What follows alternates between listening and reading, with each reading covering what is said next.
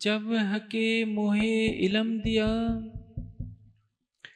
तब मूसों कही निस्बत,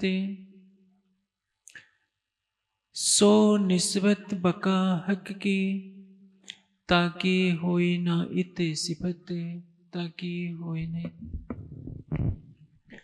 प्राणेश्वर अक्षरातीत ने हमें परम धाम की जो वाणी दी है,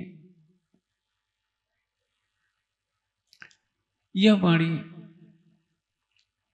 हमारे और राज्य के मूल संबंध की पहचान कराने वाली है। महामती जी की आत्मा कह रही है, जब प्रीतम अक्षरातीत ने मुझे परम धाम का ज्ञान दिया तो मुझसे निस्बत की पहचान कराई। निस्बत का अर्थ क्या होता है? मूल संबंध। इस संसार में यदि आपने अक्षरातीत से अपने मूल संबंध की पहचान नहीं की तो कुछ भी नहीं किया। आप इसको एक दृष्टांत से समझिए। एक राजा है, अपनी महारानी के साथ वन में शिकार खेलने जा रहा है। किसी कारण से राजा रास्ता भटक जाता है, उसकी महारानी भी भटक जाती है, दोनों अलग हो जाते हैं। लंबा अरसा बीत जाता है, महारानी भूल चुकी है कि महाराज कहाँ रहते हैं। यदि कोई ये बता दे उस महारानी से कई वर्षों के बाद कि देखो महाराज यहाँ आए हुए हैं, चलो मैं तुमसे मिला देती हूँ, तो आप सोचिए उस महारानी को कितनी प्रसन्नता होगी कि मैं पुनः अपने महल में जाऊंगी। अब तक मैं इस भयानक जंगल में कहाँ कहाँ भटक रही थी। वैसे ही माया का यह घनघोर वन है, जिसमें काम, क्रोध, मद, लोभ, अहंकार जैसे शेर, चीते, बाघ, भेड़िए आपको निगलने के लिए तैयार है। और इस माया के संसार में तारतम्य ज्ञान वह पहचान कराता है कि हम कौन हैं। अक्षरातीत हमारे प्रीतम हैं तो हम भी उनकी प्रीतमा हैं। जो जैसा सोचता है वैसा ही बनता है। यदि आप शरीर भाव से रहेंगे कि हम शरीर हैं, पैदा हुए हैं, मर जाएंगे, जवान हैं, बुढ़े होते हैं, तो ये चक्र चलता रहेगा। यदि आपने अपनी आत्मा का संबंध अक्षरातीत से जोड़ लिया और यह भावना कर ली कि जो प्रीतम है मैं उसके हृदय की हृदयेश्वरी हूं, वे मेरी आत्मा के स्वामी है तो मैं उनकी स्वामिनी हूं, आप में दास भावना समाप्त हो जाएगी। एक अर्धांगिनी को उतना ही अधिकार होता है जैसा उसका प्रीतम का उसके प्रति होता है। इसलिए वाणी क्या कहती है? मासूक तुम्हारी अंगना, तुम अंगना के मासूक। और जब निस्बत की पहचान होगी तो ये निस्बत की पहचान ही तो जीवन की सबसे बड़ी उपलब्धि है। आप सब कुछ कर लीजिए, आप राज जी की खूब वाणी भी पढ़िए, खूब पूजा पाठ भी कीजिए, सेवा भी कीजिए, लेकिन आपको ये पता ही नहीं कि राज्य से आपकी आत्मा का संबंध क्या है, तो आप कुछ भी नहीं कर पाएंगे। आप कुछ न कीजिए, आपको आरती भी याद ना हो, भोग भी ना याद हो, परिक्रमा भी याद ना हो तो भी चल जाएगा, लेकिन इसके बिना नहीं चलेगा कि आपको राज्य से अपने मूल संबंध का पता ही नहीं। कोई भी पतिव्रता क्या कहलाएगी? जिसको अपने पति के संबंध का ही पता ना हो कि ये मेरा कौन लगता है। माया के संसार में आने के बाद जब तक तारतम्य ज्ञान का प्रकाश नहीं मिलता, हम कभी शंकर जी को अपना सब कुछ मानते थे, कभी विष्णु भगवान को मानते थे। जिनको बचपन से तारतम्य मिल गया उनकी बात अलग है, लेकिन आप सोचिए जिन्होंने संसार में काफी कुछ देखा है, निराकार की भक्ति की है, हनुमान जी की भक्ति की है, गणेश जी की भक्ति की है, उनको इस कीमत का पता होगा कि अक्षरातीत की प्रेम लक्षणा भक्ति करने का फल क्या होता है। एक गरीब लड़की है गांव की, और गांव की परंपरा के अनुसार, उसकी हैसियत के अनुसार उसका विवाह किससे होगा? एक गरीब परिवार में ही होगा। कदाचित उस देश का राजा आता है और वो गरीब की लड़की का चयन कर लेता है। उसने देखा कि गरीब की लड़की सुंदरी है, अपने योग्य है, वो कहता है कि मैं इसको अपनी महल की पटरानी बनाऊंगा। तो सोचिए, जिसका विवाह एक गरीब किसान के साथ होना था, किसान के लड़के से होना था, अब वो एक राजा की पटरानी बन जाती है। उसी तरह से जब तक आपको तारतम्य ज्ञान का पता नहीं था, तब तक आपको यह भी पता नहीं था कि अक्षरातीत कौन है। आप अक्षर को भी नहीं जानते थे। आप आदि नारायण की भी भक्ति करने की जगह किसकी भक्ति करते थे? राम की, हनुमान की, गणेश की, शंकर की। अब आप क्या करते हैं? अब आप दावे से कहते हैं क्षर अक्षर के पार है पिया अक्षरातीत आधार, बिन संबंध न पाइए कोटिन करे अचार। ये कौन कह रहा है? ये निस्बत की पहचान है। बिन जित निस्बत तित सब, जहां निस्बत है वहां सब कुछ है। निस्बत हक की जात है। निस्बत का स्वरूप क्या है? अब आप एक असहाय प्राणी नहीं है। आप देवी के दरबार में भीख मांगने नहीं जाते हैं। आप वैष्णो माता के दर्शन करने नहीं जाते हैं। आप साईं बाबा के दरबार में हाथ जोड़कर खड़े नहीं रहते हैं। आपका तो अधिकार हो गया है, क्योंकि आप दावे से कहते हैं कि मैं अक्षरातीत की अर्धांगिनी हूं। मेरा घर तो परम धाम है। मुझे वैकुंठ नहीं चाहिए, स्वर्ग नहीं चाहिए, निराकार नहीं चाहिए, बेहद भी आपको अच्छा नहीं लगेगा। आप सीधे मूल मिलावे की बात करते हैं। ये किसके कारण हुआ? उस प्राणनाथ जी के कारण हुआ। आगे की चौपाई बहुत कुछ कहती है कि जिन बंदगी मेरी करी लिया निस्बत हिस्सा दे। जो प्राणनाथ जी को अक्षरातीत का स्वरूप मानेगा वो क्या करेगा? निस्बत में उसका भाग होता है। जो प्राणनाथ जी की पहचान करेगा वो अपने संबंध की पहचान करेगा। किंतु जो प्राणनाथ जी को एक साहित्यकार मानेगा, संत मानेगा, कवि मानेगा, महापुरुष मानेगा, उसको कुछ भी नहीं मिल रहा है। महामती जी के धाम हृदय में अक्षरातीत विराजमान हुए और उनको क्या शोभा दी? महामती जी कहती हैं, बैठाई जैसी आप जैसी कर सो खोल दिखाई नजर। आपने इस खेल में मुझे अपने समान बना लिया। क्या कहते हैं? मुहे करी सबो ऊपर। ये कौन कह रहा है? स्वयं महामती जी कह रहे हैं। जागने लीला में 12,000 ब्रह्मात्माएं आई हैं श्यामा जी के साथ, 24,000 ईश्वरी सृष्टि आई है, लेकिन महामती जी को अक्षरातीत ने अपने समान शोभा दी है।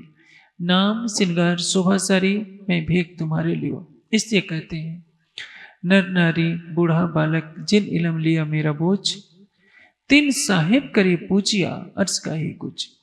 पूरी वाणी में किसकी छाप है? महामती कहे की छाप है। कहीं इंद्रावती की भी है, मेराज की भी है।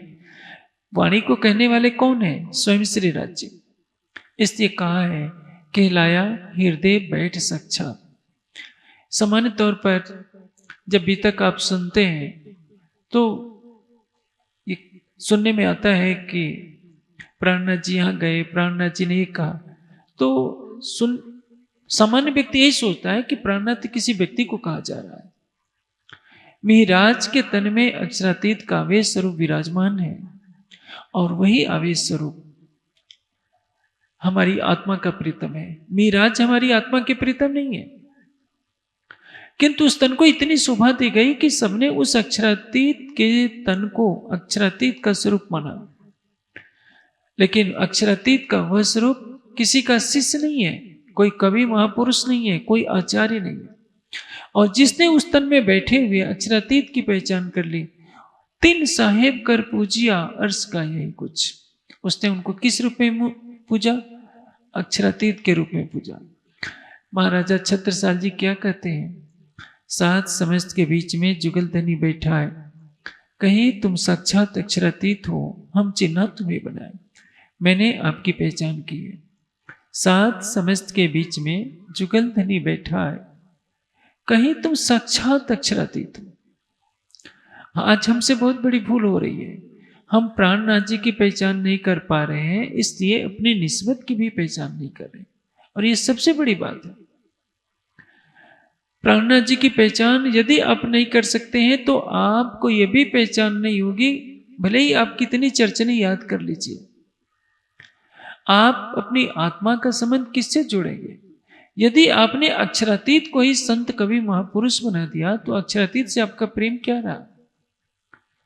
इसलिए सब सुंदर साथ का नैतिक उत्तरदायित्व है कि प्राणनाथ जी की महिमा को पहचाने, और स्वरूप कौन आया है। तभी तो छत्रसाल जी कहते हैं कि धनी धनी बिना तुम्हें और देखे सो नहीं मिसल मातवर। यदि आपको कोई भी व्यक्ति अक्षरातीत के अतिरिक्त अन्य किसी रूप में देखता है तो परम धाम की ब्रह्म सृष्टि नहीं है। आप सोचिए, वह तन हमारी आत्मा की जागृति के लिए कितने कष्ट उठाता है। वह स्वयं अपने मुख से क्या कहते हैं कि मैं भटकी बीच दुनी के घर घर मांगी भीख। आज तो हम श्री जी के नाम पर ही तो हमें इतनी शोभा मिल रही है। देखिए, जो भी वाणी का प्रचार करते हैं, ट्रेनों में चलते हैं, फ्लाइटों में चलते हैं, अच्छी गाड़ियों में चलते हैं, मैं भी चलता हूं। जो भी प्रचार करेगा सुंदर सा शोभा दे रहा है। लेकिन आप सोचिए, जिस प्राणनाथ जी की वाणी से हमें परम धाम का ज्ञान मिला, वह अक्षरातीत जब इसी मंदसौर में, इसी मध्य प्रदेश के अंदर मंदसौर है, वहां जाते हैं तो 8 महीने तक भिक्षा में मिले हुए अन्न को ग्रहण करना पड़ता है। जब कामा पहाड़ी से उदयपुर चलते हैं तो 3 दिन तक अन्न का एक दाना भी खाने को नहीं मिलता है।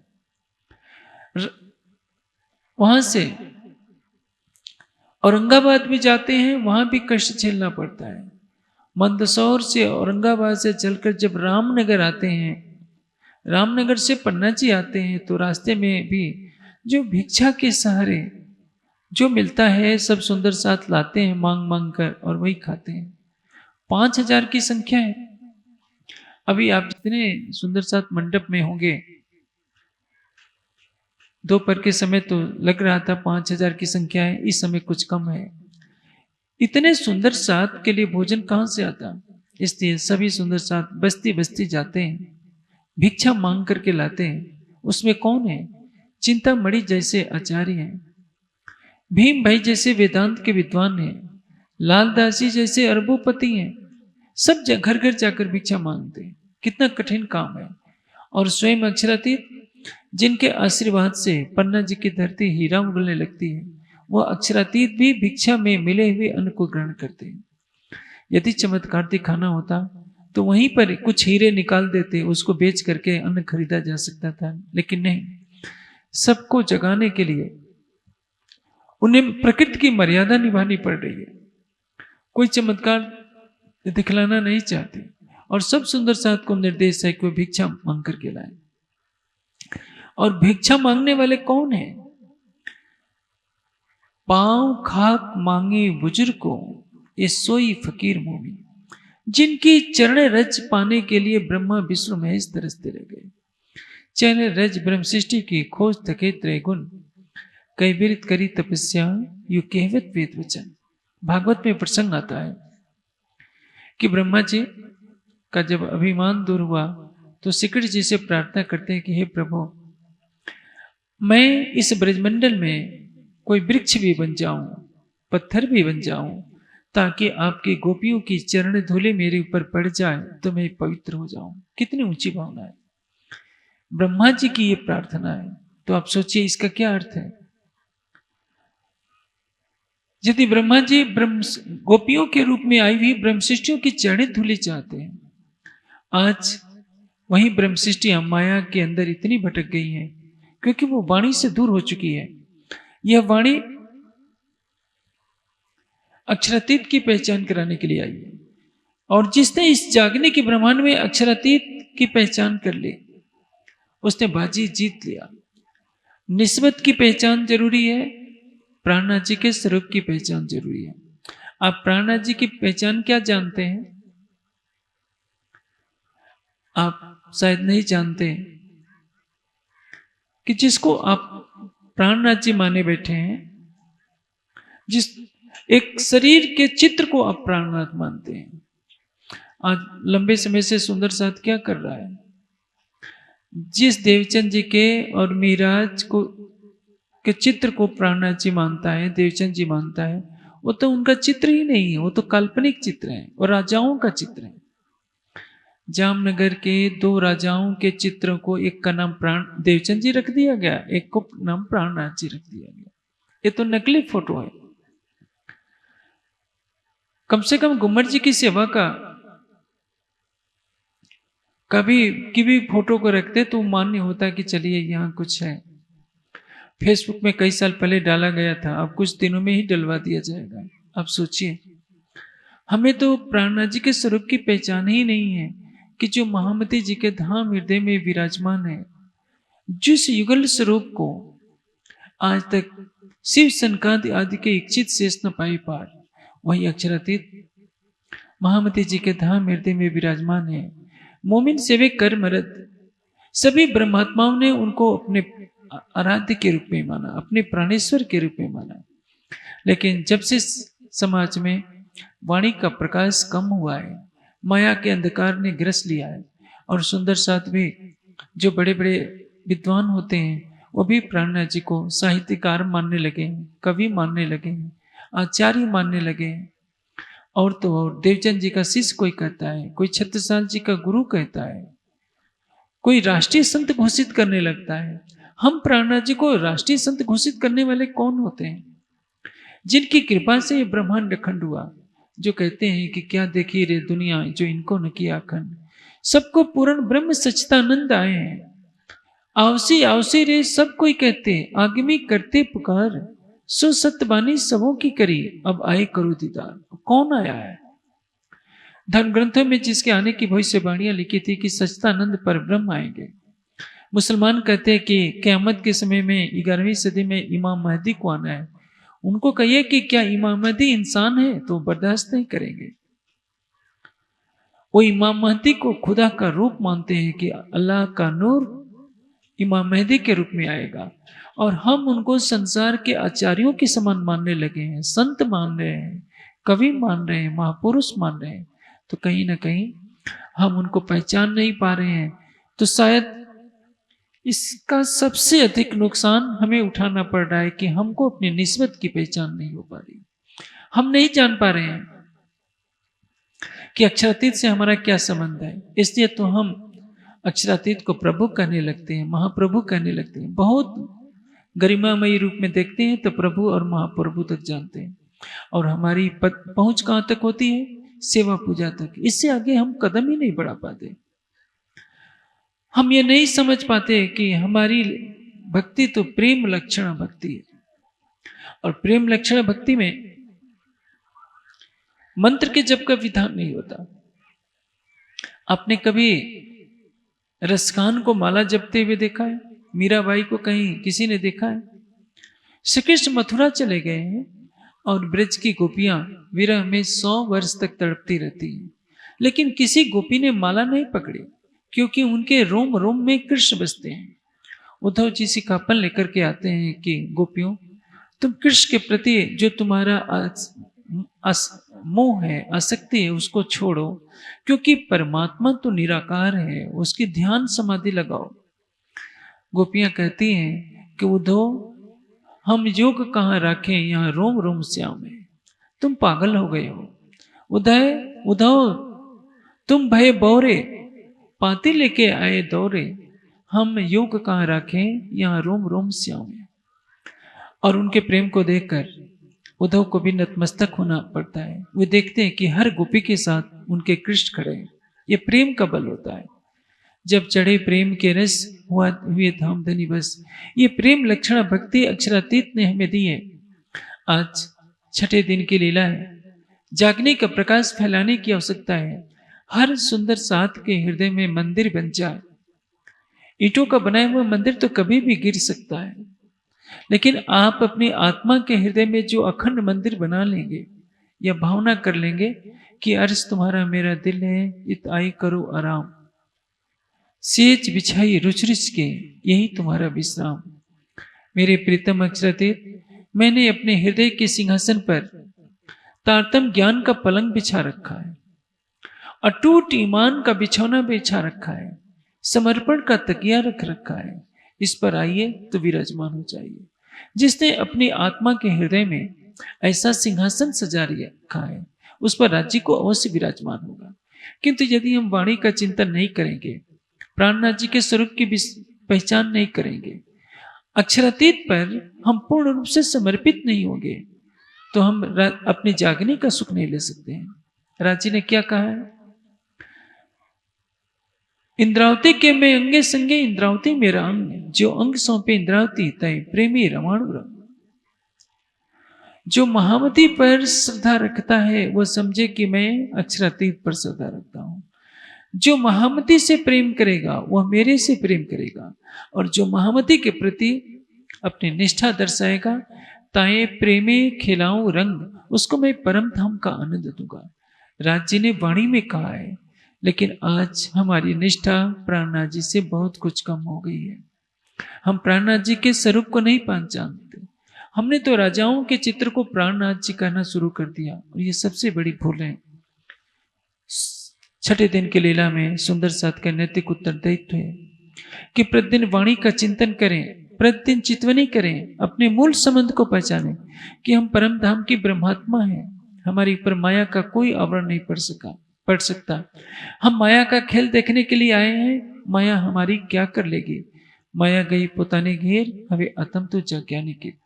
जब आत्मा जागृत हो जाती है तो माया जरा भी नहीं रह पाएगी। और माया से निकालने के लिए राज्य जैसे एक गोताखोर समुद्र में डुबकी लगाता है, मोतियों को चुनता है, उसी तरह से इस माया के अथाह भवसागर में हम न जाने कहां कहां से भटक रहे थे। राज्य परम धाम की वाणी लाकर हम जैसे मोतियों को निकाल रहे हैं। नहीं तो आप सोचिए कितनी बड़ी दुनिया है, कितना बड़ा अनंत आकाश है, उसमें हमारे और आपकी क्या गिनती है। लेकिन वाणी का प्रकाश मिलते ही हम अपने अस्तित्व को जानने लगते हैं कि हम शरीर नहीं है, हम मनुष्य नहीं है। हमारा स्तर तो देवता से भी परे है, ब्रह्मा विष्णु महेश से भी परे है। हमें स्वर्ग वैकुंठ नहीं चाहिए, हमें बेहद का भी सुख नहीं चाहिए, हमें तो केवल परम धाम चाहिए।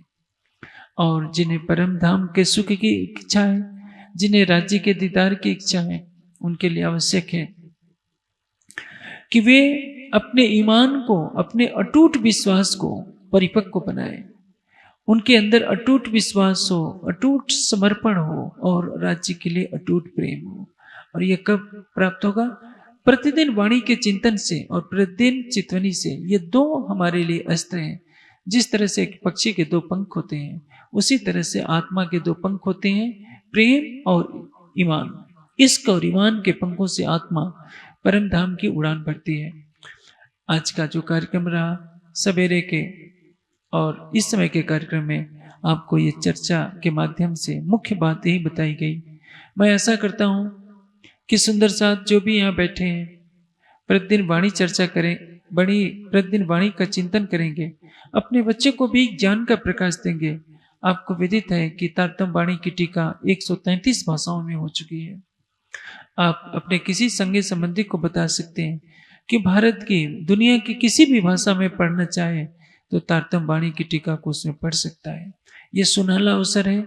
वाणी के चिंतन में डूबिए, युवा पीढ़ी को डुबोइए। और यहाँ की युवा पीढ़ी काफ़ी सक्रिय है, मुझे बहुत खुशी है।